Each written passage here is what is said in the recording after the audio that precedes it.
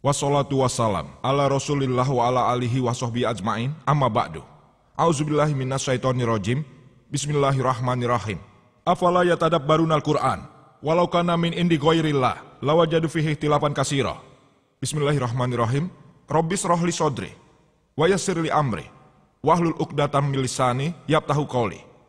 Yang terhormat Dr. William Campbell, para hadirin lainnya, tetua saya, dan saudara-saudari sekalian. Sekali lagi saya menyambut Anda sekalian dengan salam Islami. Assalamualaikum warahmatullahi wabarakatuh.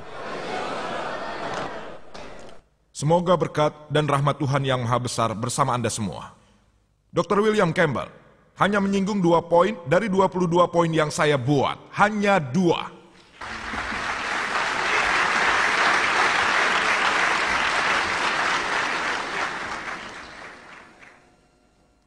Hal pertama yang disampaikannya adalah beliau berpendapat bahwa hari-hari yang disebutkan dalam Injil, dia menanggapnya sebagai periode panjang.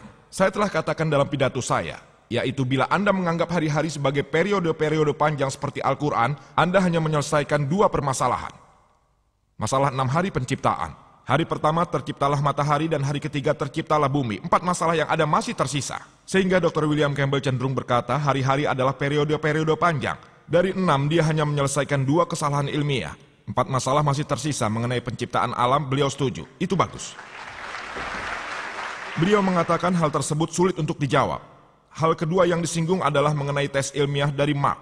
Bab nomor 16, ayat 17 dan 18. Dia berkata, salah seorang temannya yang bernama Hari, apapun namanya dulu, di Maroko, ia makan kuskus. Injil menyebutnya versi Raja James atau versi internasional baru yang Dr. William maksud minum racun mematikan, bukan makan, minum.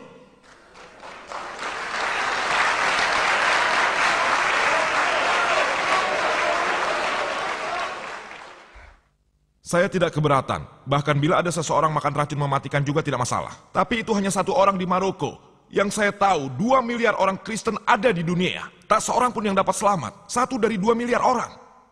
Saya rasa Dr. William Campbell adalah seorang penganut Kristen yang taat. Saya memintanya untuk melakukan tersebut, bukan temannya yang telah meninggal.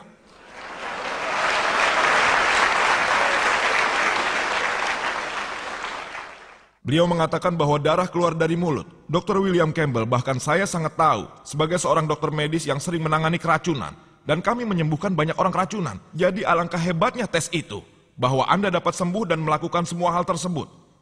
Dan Anda masih dapat berbicara dalam bahasa asing. Dr. William Campbell tidak tahu bahwa dalam Injil Markus pada bab ke-16, orang-orang di sana berbicara dalam bahasa yang mereka kenal. Dan bahasa aneh. Dr. William Campbell tidak tahu bahwa ada orang India di luar sana. Tentu orang tahu Gujarati, Marathi. Bahkan saya pun tahu. Bila saya tanya Suceh, misalkan bila saya bertanya pada Anda dengan suatu bahasa tertentu, Nirkut Tamil, tidak ada jawaban. Bahasa asing Nirkut, ada orang yang tahu Tamil atau Malalayam? Ada? Ya, itu bagus. Apakah Anda seorang penganut Kristen? Tidak, saya tidak bertanya pada orang di sana. Anda seorang Muslim? Ini menjadi sebuah tes yang harus dilewati para penganut Kristen. Ada banyak orang di luar sana yang mengetahui bahasa-bahasa asing. Misalnya, what's your name? How are you? Kaifa haluka dalam bahasa Arab yang Anda ketahui. Bahasa-bahasa baru yang tidak Anda ketahui. Dan Anda telah membuktikan hal yang saya kemukakan. Tapi saya belum menemukan 1 orang pun Kristen yang lolos dari tes di hadapan saya. Tak seorang pun dari ribuan. Bahkan sekarang bertambah menjadi 1001 setelah saya bertemu dengan Dr. William Campbell. Yang hanya menyinggung 2 poin. Dr. Campbell tidak menanggapi 22 poin bahasan saya dan beliau sudah mulai berbicara mengenai ramalan. Sebenarnya, apa hubungan ramalan dan ilmu pengetahuan dalam Injil? Bila ramalan adalah tes itu. Bila ramalan tes itu, maka buku Nostradamus seharusnya menjadi buku terbaik. Menjadi buku terbaik yang disebut firman Tuhan. Itu benar.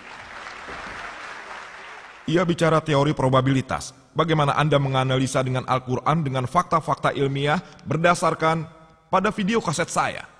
Apakah Al-Quran merupakan firman Tuhan yang tersedia di hall? Saya telah buktikan secara ilmiah bagaimana Anda dapat menggunakan teori itu. Dr. William Campbell menggunakan dengan basis ramalan. Bila saya mau, saya dapat mencoba dan membuktikan ramalan tersebut salah. Tapi saya tidak mau, saya menerima apa adanya demi argumen. Bahkan apapun ramalan-ramalan yang dikatakannya adalah benar, demi argumen. Namun bila tak satu pun ramalan menjadi kenyataan, maka seluruh Injil tidak dapat dibenarkan sebagai firman Tuhan. Saya akan memberikan daftarnya. Misalnya apabila Anda membaca Kejadian bab nomor 4 ayat 12 menyebutkan, Tuhan memberimu Kain, kau tidak akan pernah bisa menetap, kau akan menjadi pengembara. Sedangkan dalam bab nomor 4 ayat 17 menyatakan, Kain mendirikan sebuah kota, ramalan yang tidak menjadi kenyataan. Dan bila Anda membaca Yeremia bab nomor 36 ayat 30 menyebutkan, Yoyakin ayah Yoyakin, tak seorang pun akan bisa menguasai tahtanya. Tahta David, tak seorang pun bisa menguasainya. Apabila Anda membaca Raja-Raja 2 bab nomor 24 ayat 6, menyebutkan bahwa Yoyakin setelah ia meninggal, kemudian Yoyakin menggantikan menjadi raja. Ramalan yang tidak menjadi kenyataan, satu bukti untuk membuktikan bahwa Injil bukan firman Tuhan, ada bukti lain. Jika Anda membaca Yehezkiel bab nomor 26 menyebutkan, Nebukadnezar akan menghancurkan Tyre. Kita kemudian tahu bahwa Alexander Agung adalah orang yang menghancurkan Tyre, ramalan yang tidak menjadi kenyataan. Yesaya bab nomor 7 ayat 14 menyebutkan, meramalkan tentang kedatangan seseorang yang akan lahir dari seorang perawan, namanya adalah Immanuel. Mereka menyebutnya orang Kristen mengacu pada Yesus Kristus yang lahir dari seorang perawan. Kata dalam bahasa Yunani yang ditemukan adalah amlah, yang berarti bukan seorang perawan. Seorang perempuan muda. Kata perawan dalam bahasa Yunani adalah baitullah, yang ternyata tidak ditemukan dalam Injil. Tapi bila Anda setuju, itu tidak masalah buat kami. Disebutkan pula ia dipanggil Immanuel. Tidak ada dalam Injil yang menyebut bahwa Yesus Kristus dipanggil sebagai Immanuel. Ramalan yang tidak terbukti. Saya dapat memberikan lagi banyak bukti yang tidak memberikan kenyataan. Saya telah memberikan beberapa di antara bukti-bukti tersebut berdasarkan teori Anda, teori probabilitas atau peluang, bahwa Injil bukan firman Tuhan.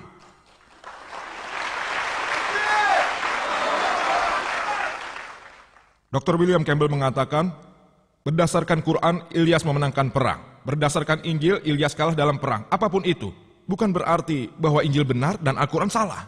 Bila ada yang berbeda antara Injil dan Al-Quran, lalu diasumsikan Injil merupakan firman Tuhan. Apabila keduanya dianalisa, bisa saja Quran benar dan Injil salah. Bisa Injil benar dan Al-Quran salah. Bisa saja keduanya salah.